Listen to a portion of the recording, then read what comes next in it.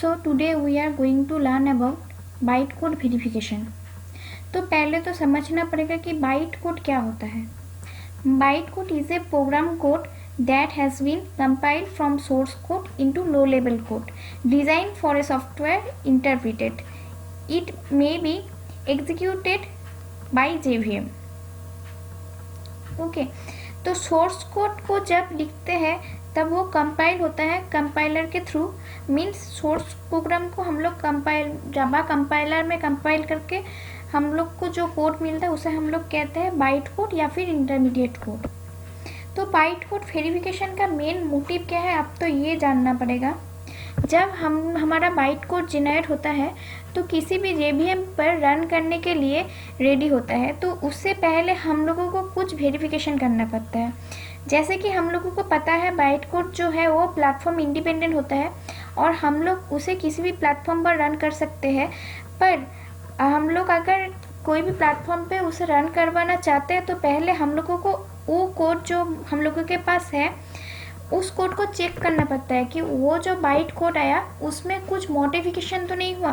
तो रन करने से पहले उस पर कोई मॉडिफिकेशन ना हो, उस मॉडिफिकेशन को चेक करने के लिए हम लोग वेरीफायर को यूज़ करते हैं, जिसे हम लोग कहते हैं बाइट कोड वेरीफायर।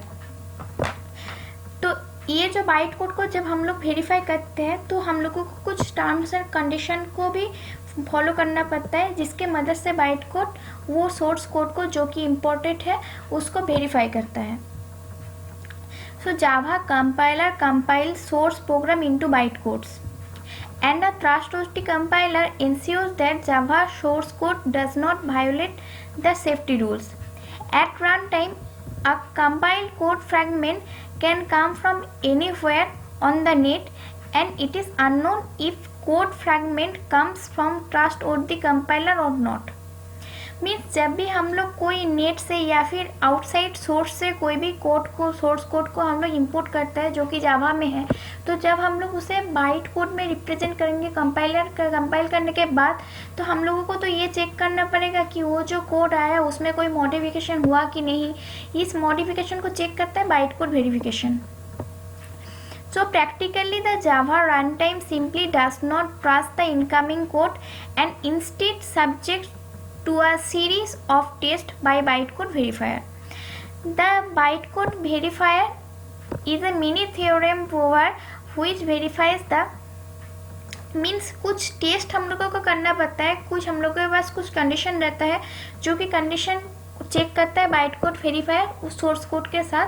अगर वो कंडीशन मैच कर जाता है तो सोर्स कोड को हम लोग विदाउट एनी फियर रन कर सकते हैं, लेकिन अगर वो कंडीशन वायोलेट कर जाता है तो हम लोग उस कोड को रन नहीं करवा सकते। तो वो कंडीशंस क्या क्या है, पहला जो कंडीशन है वो है language ground rules are respected. Next, it's check the code to ensure that. पहले मीन्स हम लोग उस लैंग्वेज को चेक करते हैं कि वो जो हम लोग के पास जो सोर्स कोड है वो जावा में है कि नहीं, ये हम लोग चेक करते हैं। इसके बाद हम लोग चेक करते हैं कोड हम लोगों ने जो लिखे वो करेक्ट फॉर्मेट में है कि नहीं। इसके बाद क्या करते हैं, कंपाइल करते हैं इस फॉर्मेट को कि ये जो कंपाइल हुआ वो हम लोग लॉजिकली करेक्ट है कि नहीं, कंपाइल करते हैं। उसके बाद क्या करते हैं, internal stack will not overflow underflow, stack का ओवरफ्लो हो रहा है या अंडरफ्लो हो रहा है, इसको भी चेक करते हैं। इसके बाद हम लोग क्या चेक करते हैं, no illegal data conversion will occur, कोई भी इलीगल डेटा कन्वर्शन यहाँ पे नहीं हो सकता है। Example, the verifier will not allow integer to serve as pointer. Means अगर हम लोग कोई भी इंटीजर डेटा को हम लोग एज ए पॉइंटर रिप्रेजेंट कर रहे हैं तो यहाँ पे ये नहीं हो सकता। This ensure that variable will not be granted access to restricted memory area. Byte code instruction will have appropriate type parameters. Means यहाँ पे भी हम लोग एप्रोप्रिएट पैरामीटर को यूज़ करते हैं for the same reason as describe in the previous bullet. इसके बाद क्या करते हैं, मीन्स हम लोग को यहाँ पे ये कुछ कंडीशंस को चेक करना पड़ता है जो कि हम लोग अभी रीड किए। तो ये कंडीशन को चेक करने के बाद ही जावा अपना सिक्योरिटी मेंटेन करता है, वो कोड को अलाउ करता है कि उस कोड को कोई भी JVM रन करवा सके। जैसे कि हम लोगों को सबको पता है कि बाइट कोड जो है ये मशीन मतलब प्लेटफॉर्म इंडिपेंडेंट है, लेकिन ये मशीन कोड नहीं होता है, लेकिन ये प्लेटफॉर्म इंडिपेंडेंट होता है। मीन्स डिफरेंट मशीन में हम लोग इसे रन करवा सकते हैं, लेकिन अगर ये बाइट कोड में कोई मॉडिफिकेशन होता है तो रन करना पॉसिबल नहीं होता। तो इसीलिए बाइट कोड वेरीफायर को इसे चेक करना पड़ता है कि कोई भी मॉडिफिकेशन हुआ है कि नहीं।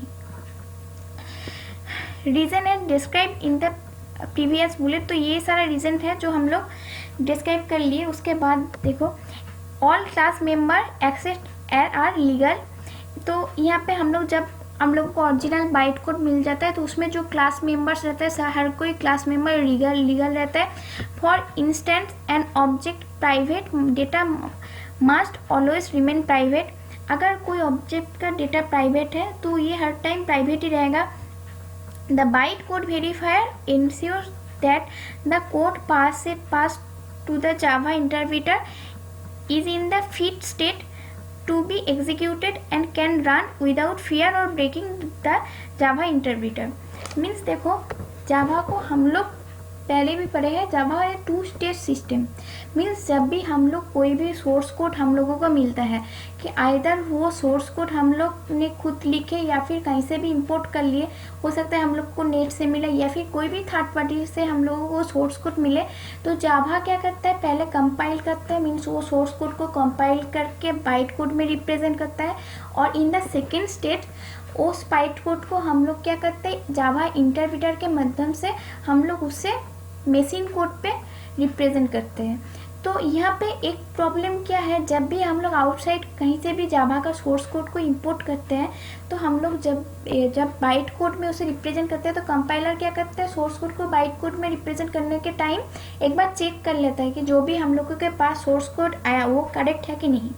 तो उसको चेक करने के लिए हम लोगों को ये सारा रूल्स को हम लोगों को मतलब सेटिस्फाई करना पड़ता है। अगर ये रूल सेटिस्फाई कर जाता है तो वो जो हम लोगों के पास कोड आया वो करेक्ट है, तो हम लोग विदाउट एनी फियर उसे इंटरप्रेटर में दे देते हैं और जावा इंटरप्रेटर उसे मशीन कोड में ट्रांसफ़र कर देते हैं और फिर वो कोड जो है वो रन कर जाता है।